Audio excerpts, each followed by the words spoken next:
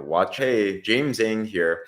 And today I'm going to be sharing with you a series of major mistakes I've made in my 13-year online business career with the aim to help you save time, energy, and money to unleash your inner warrior so that you can make a bigger impact in business and in life. And today I'm going to be talking about mistake number one, feeling like you need to be perfect. So if that sounds like something interesting to you, you might want to consider sharing this with somebody or tagging somebody that needs to hear this, because I hope that my mistakes can help you make your life a lot better. For those of you that don't know my story, I've been a top sales leader in the same company for the last 13 years, but it wasn't always rainbows and butterflies. We had built a multiple six-figure business the first time, and then we lost it all. In fact, we got into multiple six figures of debt to the point of almost quitting. But with doing things the right way, the warrior way, we were able to get back bigger and better than before.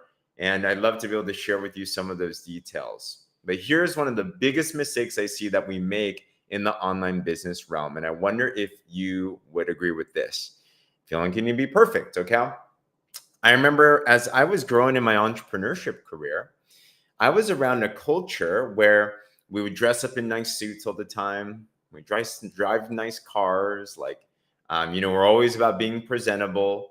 And there's nothing wrong about being presentable in the world. I think you should show up professional. I think there's a very important element of that. I think if you're selling an opportunity, you should look like an opportunity. I believe in these things. However, one thing that I realized, and maybe it's just because of my Asian background, or I think it's a cultural thing for many of us, is I was just not around many people that shared their struggle. Like, it felt like my mentors were always perfect. It felt like I wasn't able to share struggle. As a business leader, I felt like I could only tell the good. I felt like I had to be the one that always had the plan, the one that always had the solution. And maybe that's how you feel in your business. Maybe that's how you feel in your social media. Maybe that's how you feel as a parent. And I realized that running that way, it worked for a little bit because I appeared successful. I appeared like I had the life that people would want. The reality is we all got issues, don't we? Put a 1 in the comments if even this last week you've dealt with a struggle, you've dealt with a challenge. All of us do. We have struggles in our relationships, in our family. We have struggles in our business. Every week is not a good week, ups and downs. I have prospects that say no to me. I have leaders that quit on me. I have customers that return the product, so on and so forth. No one is perfect. But I felt like I couldn't show that because I had to be the strong leader. Because if I'm not strong and I appear weak, then how are people going to believe in me? So that worked pretty well when times were good. But what I realized, the big fatal mistake was this, is when times go bad, and there will be bad times in your business because life has bad times. There's going to be times when things are out of your control. Maybe it's an economic downturn. Maybe it's a technology situation. Maybe your company makes changes. Like, something happens in your life, sometimes in your control, many times out of control. For us, there was a shift that happened in our company, and it totally moved our business in a negative direction, where by the time that we realized what happened, in 1 year, we lost 50% of our income and 80% of our leaders left. Why did they leave? They had none of them blamed me, at least to my face. What I reflected on was they left quietly because they felt like they could never relate with me. And I hope that this clicks.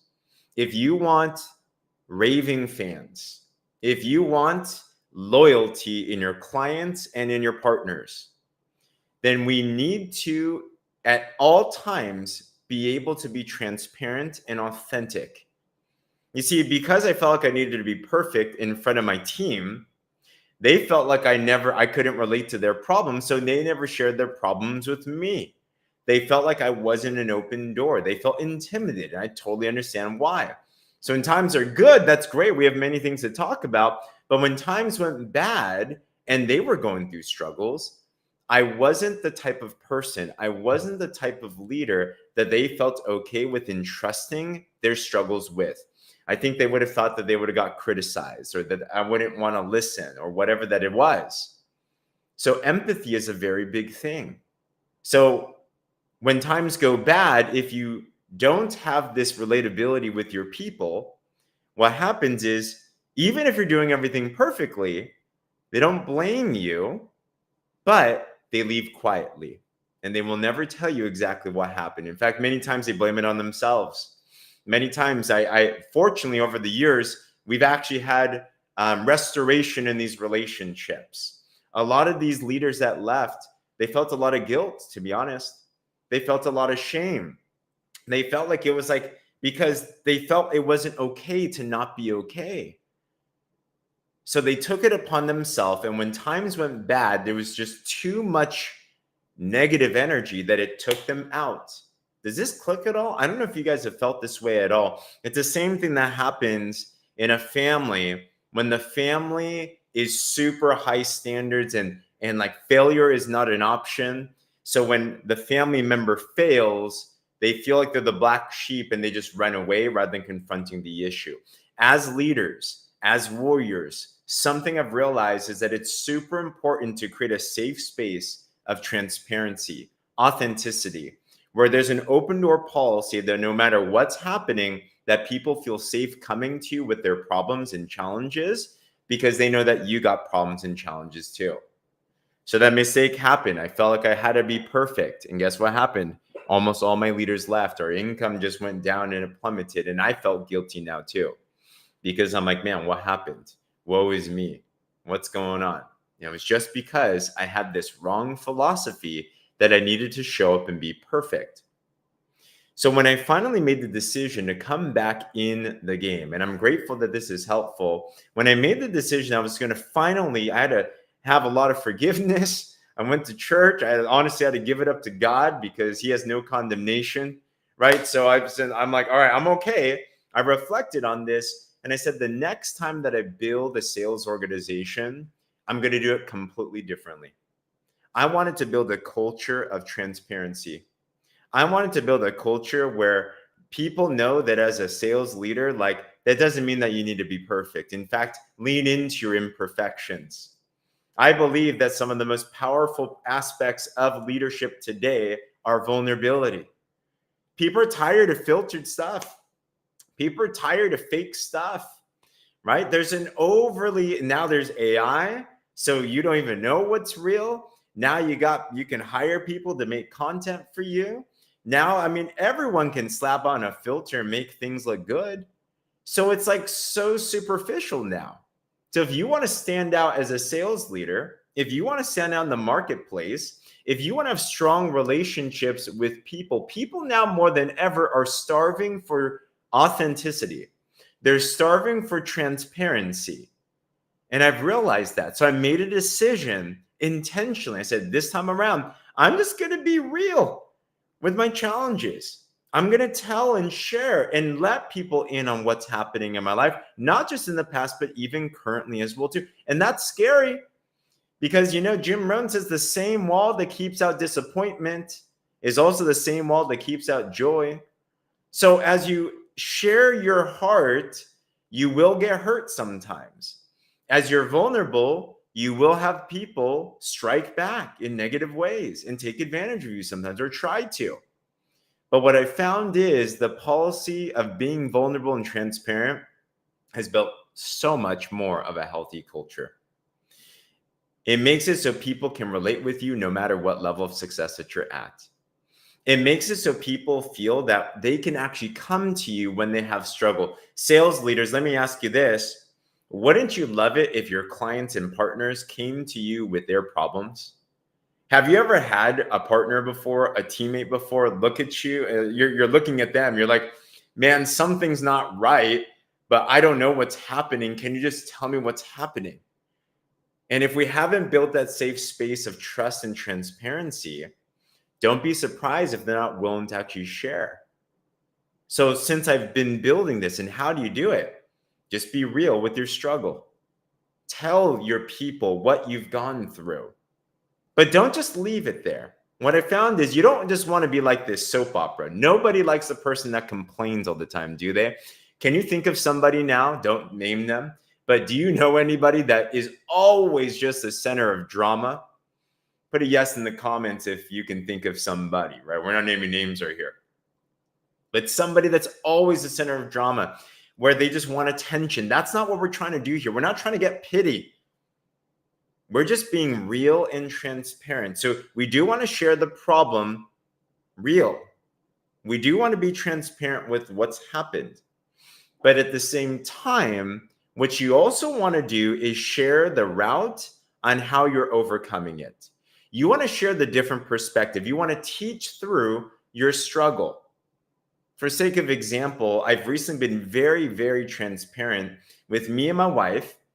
I married the love of my life. I actually recruited her. She was my second recruit ever in my sales organization, became my top money earner. And then later we got married, right? And it was cool. And it seemed like we were conquering all of our goals, but there was one goal that just seemed like it could never get checked off. And that was starting a family. We've been facing infertility for 5 years. And I've been open about this. I've been transparent, the ups and downs every single month, seeing my wife cry and go into grief every single month, trying all the natural ways, trying all the different stuff, getting advice solicited and unsolicited from everywhere. Like I've been super vocal about the realities of not getting what we want, even though we're healthy people. Like nothing on the charts is wrong. It's like, man, what's going on? I've been super transparent about that, but I'm always keen on sharing how to get through it. So I've been talking about people how to continue to have faith while your goals are not getting done in your timing. I've been talking to people about how to still experience joy while there's legitimate sorrow in other places of your life. So when you share the struggle, do that to relate. But you also want to share the journey on how to get out of it as well too. If that makes sense, put a 1 in the comments below. So that journey, we're still going down an interesting journey there. But that's how I've learned to be transparent, but impactful for other people. So don't make mistake number 1, feeling like you need to be perfect. It's going to help you a lot. And I'll tell you this. One of the big reasons why the second time around that we built our business bigger and faster is not necessarily because we had different products to sell. We had the same stuff, same company for the last 13 years. We had the same compensation plan, right? We had similar skills. But one of the biggest things that I changed was my leadership style, to just lean into the transparency and vulnerability to connect with more. People relate to your hurt and your pain more than your victory, but show them a way out. And I'll tell you this, I'm so honored now to see that in my organization that people feel open to come to me with situations. I've had the most interesting conversations with their team, and they know it's not production based. They know because I love them as a person, and we're all people, we're all messed up, that they're okay to mess up. They're okay with reflecting. They're okay to actually allow me to in on their situations. And I know that it has not only just produced more confident sales leaders, but it's actually produced a more tight-knit community, and it's produced a stickiness and a loyalty that people just don't want to leave. People want to stay where they feel loved and heard and seen. So as a sales leader, you can start with setting up that example. You can go from doing it wrong to doing it right. It might not be overnight, but it's going to be absolutely worth it. Okay. So I hope this was impactful for you. If it was, let me know in the comments below if there was anything that you thought about, any action steps that you got as well too. You might want to consider subscribing to my podcast. I have this on YouTube, on Spotify, and Apple. I'm going to be dropping this whole series of big mistakes that I've made in this 13-year journey. And if it was helpful to, consider sharing it with somebody. And I can't wait for you to share the next mistakes, because I've made a lot of them. I've done a lot of things wrong and a few things right, but at least I can teach you a lot of things that I've done wrong. Other than that, I hope this was impactful. Hey, my commitment is to help you to unleash your inner warrior so you can crush it in your business and your life and make a bigger impact. On that, talk soon. Warriors out.